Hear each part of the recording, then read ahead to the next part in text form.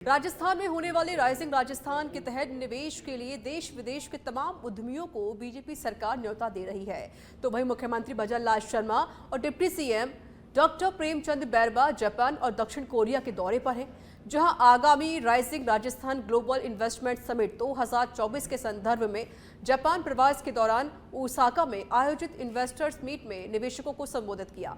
इस दौरान मुख्यमंत्री भजन लाल शर्मा ने उन्हें राजस्थान में उपलब्ध व्यापक निवेश अवसरों, अनुकूल नीतिगत वातावरण, आधुनिक अवसंरचना सुविधाओं एवं कुशल मानव संसाधन के बारे में विस्तार पूर्वक अवगत कराया। और इस बीच देखिए, सीएम भजन लाल शर्मा की कुछ बड़ी बातें भी सामने आई। सीएम ने कहा कि मैं भारत की उस धरती से आया हूं जहां से भगवान बुद्ध का संदेश जापान जैसे देश तक पहुंचा। जापान के उद्योगपति सदैव भारत में निवेश के लिए तत्पर रहते हैं। हमारी सरकार उद्योगों का खुले दिल से स्वागत कर रही है, क्योंकि हम आने वाले 5 सालों में राजस्थान की अर्थव्यवस्था को 350 बिलियन अमेरिकी डॉलर तक लेकर जाना है। हमारी सरकार निवेशकों के मुद्दे सुलझाने और राज्य में ईज ऑफ डूइंग बिजनेस को बढ़ावा देने के लिए कटिबद्ध है। मैं आज राजस्थान के अंदर नीमराणा जापानी इन्वेस्टमेंट जोन की सफलता के बारे में भी बात करना चाहता हूं, जहां 50 से अधिक जापानी कंपनियों ने लगभग $8 मिलियन का निवेश कर 26,000 से अधिक लोगों को रोजगार प्रदान किया है। नीमराणा इन्वेस्टमेंट जोन की सफलता से स्पष्ट है कि हम आगे भी राजस्थान और जापान की साझेदारी को और मजबूत करने का कार्य करते रहेंगे। हमारी सरकार कई महत्वपूर्ण नीतियां ला रही है, जैसे कि राजस्थान एक्सपोर्ट प्रमोशन नीति, राजस्थान एक जिला एक उत्पाद नीति, राजस्थान डाटा सेंटर नीति, MSME नीति आदि। राजस्थान देश की ऊर्जा जरूरतों को पूरा करने का भी कार्य कर रहा है। राजस्थान ESDM ऑटोमोटिव जैसे सेक्टर्स का भी एक प्रमुख केंद्र के रूप में उभर रहा है। हमारी सरकार ने राज निवेश पोर्टल की पहल की है, जो 14 विभागों की 123 सेवाओं को एकीकृत करता है और समयबद्ध तरीके से निवेशकों को मंजूरी प्रदान करता है।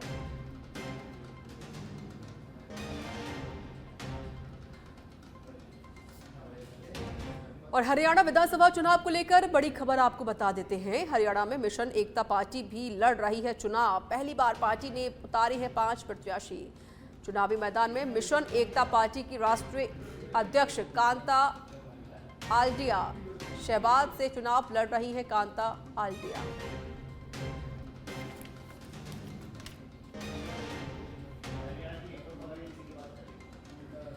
और हरियाणा विधानसभा चुनाव को लेकर प्रत्याशी जोरों शोरों से प्रचार में जुट गए हैं। शुक्रवार को आम आदमी पार्टी के प्रत्याशी सतीश यादव भी चुनाव प्रचार करते हुए नजर आए। सतीश यादव ने रेवाड़ी विधानसभा क्षेत्र के लगभग 15 गांवों में जनसंपर्क किया। आप प्रत्याशी ने कार्यकर्ताओं के साथ अपनी जनसंपर्क यात्रा प्रारंभ की। यात्रा मॉडल टाउन स्थित पार्टी कार्यालय से शुरू हुई। इस दौरान रेवाड़ी के बाजार में राष्ट्रपिता महात्मा गांधी की प्रतिमा पर श्रद्धापूर्वक पुष्पांजलि अर्पित की गई। जनसंपर्क के दौरान मीडिया से बातचीत करते हुए सतीश यादव ने कहा कि मैं रेवाड़ी के लोगों के प्रति आभारी हूं, जिन्होंने मुझे इतना प्यार और समर्थन दिया। मैं वादा करता हूं कि आपके विश्वास पर खरा उतरूंगा और रेवाड़ी के विकास के लिए निरंतर कार्य करता रहूंगा।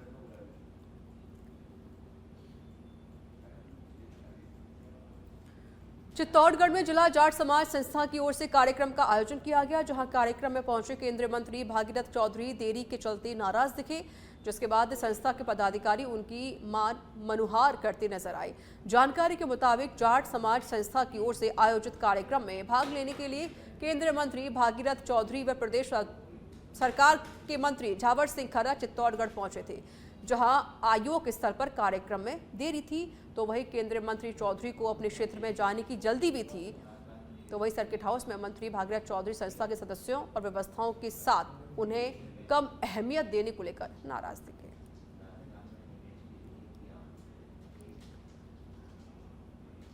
जयपुर विकास आयुक्त आनंदी ने निर्माणाधीन प्रमुख परियोजना IPD टावर और शिवदासपुरा में निर्माणाधीन सैटेलाइट अस्पताल का दौरा किया। साथ ही GLN मार्ग, जवाहर सर्किल और टोंक रोड पर चल रहे सड़क मरम्मत कार्यों का भी निरीक्षण किया।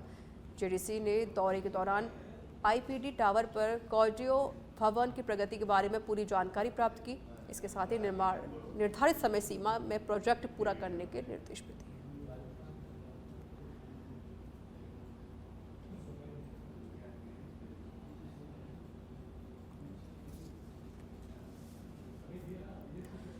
जिला क्रिकेट संघ सीकर के फतेहपुर के त्रिवेणी भवन में चुनाव संपन्न हो गए हैं।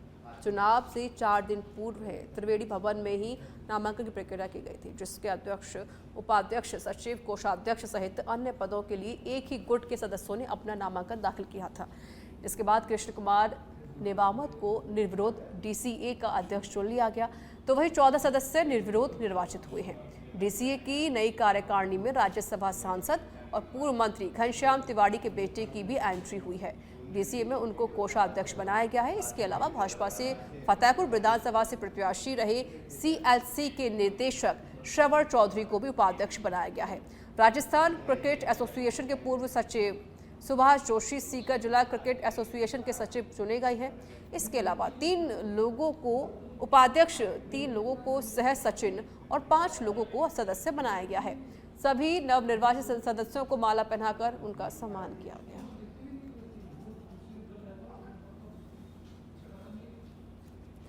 और अलवर में रामगढ़ प्राइवेट बस संघ के आह्वान पर शुक्रवार को सभी 35 बसें अलवर से नौगावा रूट पर बंद रहीं। वहीं शाम को सभी प्राइवेट बसों के चालक इकट्ठा होकर रामगढ़ बस स्टैंड पर पहुंचे, जहां पर अलवर से नौगावा रूट पर चलने वाले टेम्पो, इको कार और अन्य छोटे साधनों को बस स्टैंड पर खड़ी सवारियां लेकर जाने पर विरोध किया गया। प्राइवेट बस संघ के अध्यक्ष राजू अरोड़ा ने बताया कि रूट पर अवैध रूप से सवारियां भरकर चल रहे छोटे वाहनों के खिलाफ आरटीओ ऑफिस में अधिकारी को ज्ञापन सौंपा है। साथ ही रामगढ़ थाने पर भी उनके खिलाफ कार्रवाई करने की मांग की गई है।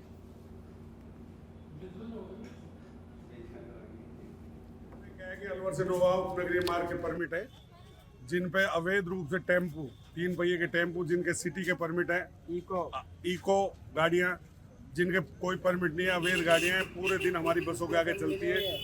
हमारी बसों की ये स्थिति है कि हमारी गाड़ियों की आज 50-50, 60-60 हज़ार महीने किस्तें, जो हम असमर्थ हुए पड़े, अपनी गाड़ियाँ खड़ी कर दी है हमने, और ना ही कोई प्रशासन की तरफ से ध्यान दिया जा रहा है। गाड़ियाँ अवैध चल रही है, टेम्पू 3 पहिए के टेम्पू इतने चल रहे हैं कि कोई हिसाब नहीं। इसलिए हम बस ऑपरेटर ने ये निर्णय लिया है कि जब तक हमारी सुनवाई नहीं होगी, इन टेम्पो के खिलाफ कार्रवाई नहीं होगी।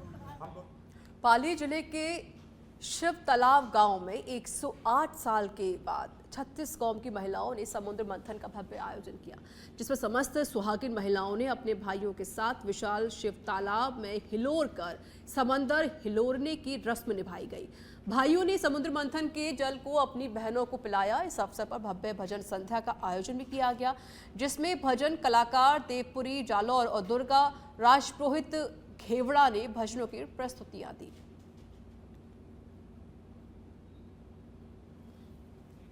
मुख्यमंत्री भजन लाल शर्मा जापान से पहुंचेंगे दिल्ली। सीएम भजन लाल शर्मा देर रात 3 बजे दिल्ली पहुंचेंगे। राइजिंग राजस्थान को सफल बनाने के लिए 2 देशों के दौरे पर सीएम दक्षिण कोरिया और जापान के दौरे पर थे सीएम। विदेशी निवेशकों को राजस्थान में निवेश के लिए आमंत्रित किया गया है।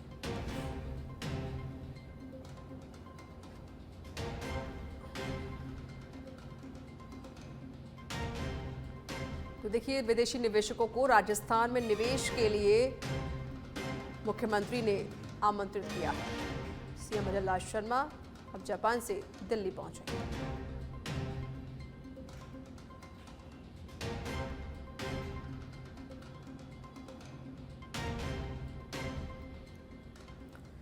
बालोतरा की लूनी नदी में लगातार पानी की आवक जारी है। बारिश के बाद कई नदी नाले उफान पर हैं, लेकिन बहते नदी नालों को पार करना जान जोखिम में उठाना जैसा है। ऐसा ही हादसा जसौल खेड़ चतुर्थ फाटक जाने वाले रास्ते में देखने को मिला, जहां नदी पार करते समय पानी का टैंकर नदी में बह गया, जिसके बाद स्थानीय तैराकों ने चालक का रेस्क्यू करके बाहर निकाला। बता दें कि प्रशासन की ओर से अभी तक रास्ते को बंद नहीं करवाया गया है। वहीं पिछले 1 महीने के अंदर ये 5वीं घटना घटी है।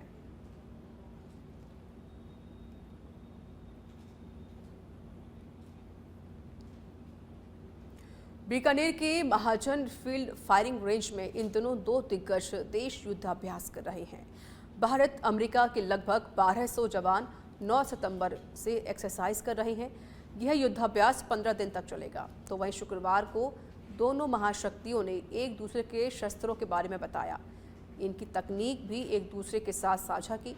इसके अलावा भारतीय जवानों ने अमेरिका के high mobility artillery rocket system और M777 हॉविल्जर गन का भी अभ्यास किया।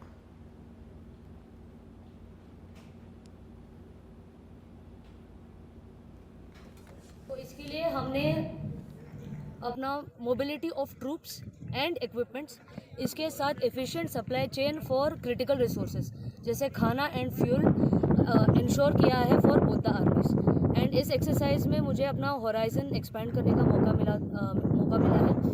एंड हमने अपने यूएस आर्मी के काउंटर पार्ट्स के साथ बहुत सीखा, नॉलेज एक्सचेंज किया with respect to logistics practices and procedures के लिए। तो इसके लिए पर्यटन शासन सचिव रवि जैन और आरडीटीसी एमडी सुषमा अरोड़ा ने निगम इकाइयों का सघन निरीक्षण किया है, जहां उन्होंने राजस्थान पर्यटन विकास निगम की होटल गढ़गौर, खासा कोठी, कैफेटेरिया पड़ाव, नाहरगढ़ एवं शाही रेलगाड़ी पैलेस ऑन व्हील्स का निरीक्षण व्यवस्थाओं का जायजा लिया।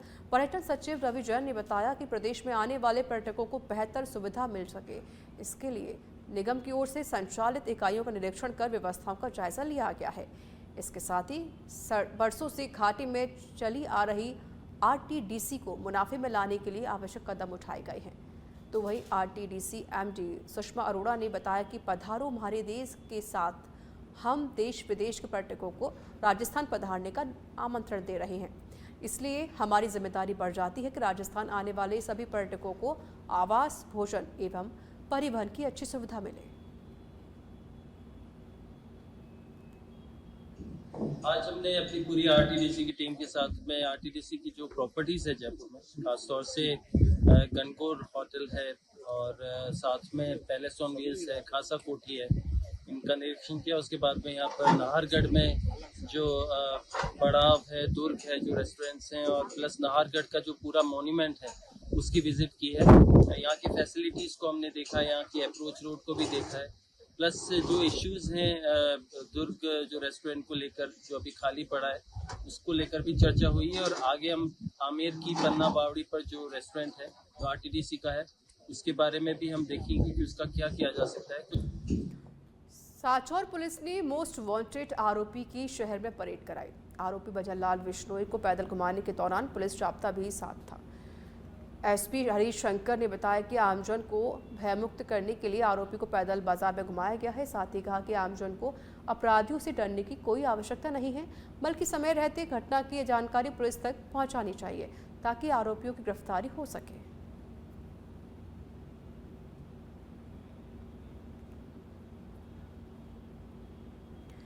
अलवर के रामगढ़ के पीएनबी बैंक में सेवानिवृत्त टीचर की जेब से 50,000 रुपये निकलने का मामला सामने आया। दरअसल सेवानिवृत्त टीचर ने बैंक से 1 लाख रुपये निकलवाए थे। घटना का पता चला जब पीड़ित बाइक में पेट्रोल डलवाने गया।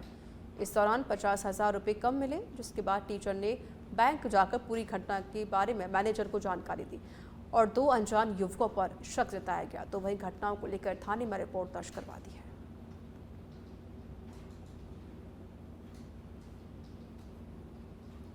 नीमका थाने के पलसाना कस्बे का मुख्य मार्ग पर जलभराव होने से कई जगहों से क्षतिग्रस्त हो गया है, जिससे लोगों को आवागमन करने में काफ़ी परेशानी का सामना करना पड़ रहा है। मार्ग के गड्ढों में फंसकर एक वाहन दुर्घटनाग्रस्त हो गया। गनीमत रही कि इस दौरान कोई हताहत नहीं हुआ। ग्रामीणों ने इस समस्या से जल्द निजात दिलाने की मांग जिलाधिकारी से की है।